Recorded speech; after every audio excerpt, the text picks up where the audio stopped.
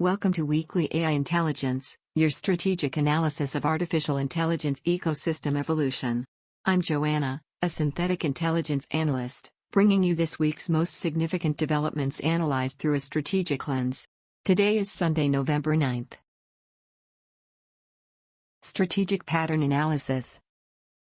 The most strategically significant development this week isn't any single announcement, it's the emergence of what I'm calling the infrastructure sovereignty wars. Four interconnected developments reveal a fundamental shift in how AI capabilities will be controlled, distributed, and monetized over the next decade. First, OpenAI's $38 billion AWS deal represents the fracturing of the Microsoft OpenAI exclusive partnership that defined the early AI era. This isn't just about cloud diversification, it's about OpenAI establishing infrastructure independence as they approach potential IPO. The strategic significance extends beyond OpenAI. Every AI lab now sees multi-cloud as essential for negotiating leverage and avoiding single points of failure. This development connects directly to Satya Nadella's admission that Microsoft has idle H100 GPUs due to power constraints, revealing that the bottleneck has shifted from silicon to electricity infrastructure. Second, Google's Project Suncatcher, space-based AI infrastructure, represents the most radical reimagining of compute economics since cloud computing emerged. While the 2027 timeline seems ambitious, the strategic importance lies in Google's willingness to bypass terrestrial constraints entirely. This connects to the power shortage crisis affecting all hyperscalers and signals that the companies willing to pursue the most unconventional infrastructure solutions may gain decisive cost advantages. The physics are compelling: unlimited solar power, no real estate costs, no cooling infrastructure beyond radiators. Third, Apple's billion-dollar annual commitment to Google for custom Gemini integration and Siri reveals the massive capital requirements for maintaining AI competitiveness. Apple, a company that has religiously controlled its entire technology stack, is admitting they cannot develop frontier AI capabilities internally on reasonable timelines. This development signals that AI model development is consolidating around fewer players than anticipated, and even companies with unlimited resources may become dependent on AI infrastructure oligopolies.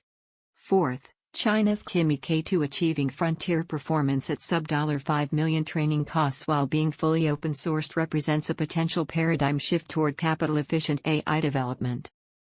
This challenges the prevailing Silicon Valley assumption that only massive capital expenditure can produce competitive models. The strategic significance extends beyond China. It suggests the AI performance race may have multiple viable paths, potentially undermining the business models of capital-intensive Western labs. Convergence analysis. Systems thinking. These four developments create a reinforcing cycle that's reshaping the entire AI value chain. As training costs potentially plateau or even decline through efficiency gains, the competitive advantage shifts to infrastructure control and distribution. OpenAI's multi-cloud strategy reduces their dependence on any single infrastructure provider just as Google explores radical alternatives like space-based compute. Meanwhile, Apple's dependence on Google for AI capabilities demonstrates that even vertical integration champions must choose between infrastructure control and AI advancement. China's capital-efficient approach threatens to commoditize the high-end models that justify massive infrastructure investments, creating pressure for even more unconventional solutions like orbital compute. Competitive landscape shifts. We're witnessing the formation of three distinct competitive tiers. The infrastructure sovereigns, Google, Microsoft, Amazon, are competing to control the fundamental compute layer through radical approaches including space deployment and power-adjacent acquisitions. The model oligarchs, OpenAI, Anthropic, potentially a few others, are becoming dependent on infrastructure providers while trying to maintain pricing power through capability leads. The efficiency innovators, led by Chinese labs like Moonshot AI, are pursuing capital-light approaches that could undermine the entire high-cost model paradigm.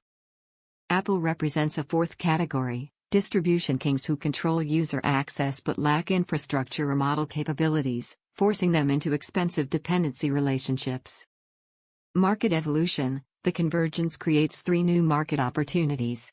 First, AI infrastructure arbitrage. Companies that can effectively utilize lower-cost alternatives like Kimi K2 while competitors pay premium prices for marginally better Western models will gain significant cost advantages.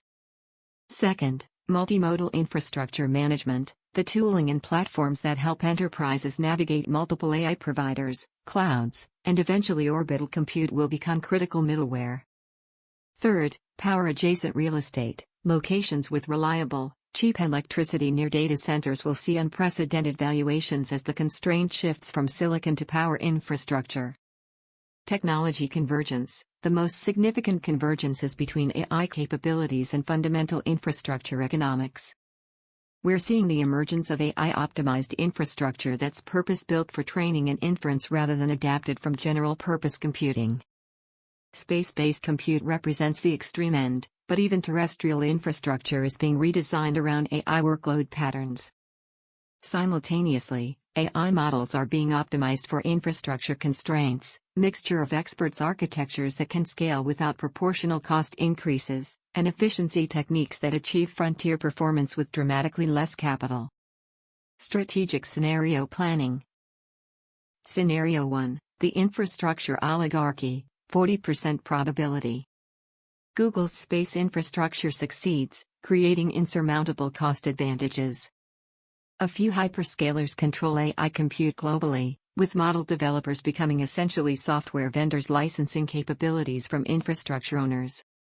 Apple-style dependency relationships become the norm, with even large enterprises paying billions annually for AI access rather than building internal capabilities. Scenario 2, the efficiency revolution, 35% probability. China's capital-efficient approach triggers a race to the bottom in model training costs. Open-source models achieve parity with closed alternatives, commoditizing AI capabilities and shifting value creation to application layers and proprietary data. The massive infrastructure investments of Western companies become stranded assets as efficiency improvements make them unnecessary. Scenario 3, the fragmented multipolar, 25% probability. Multiple paradigms coexist, orbital compute for some workloads, efficient models for others, specialized hardware for different applications. No single approach dominates, creating a complex ecosystem where strategic advantage comes from effectively orchestrating multiple AI infrastructure types rather than controlling any one approach.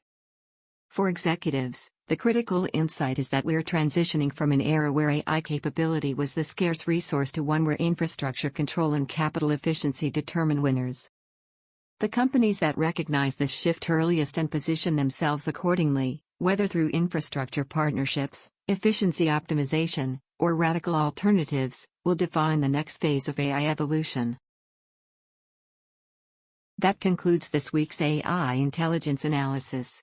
I'm Joanna, a synthetic intelligence analyst. These strategic insights will help guide your decision-making in the evolving AI landscape. Until next week, stay strategically informed.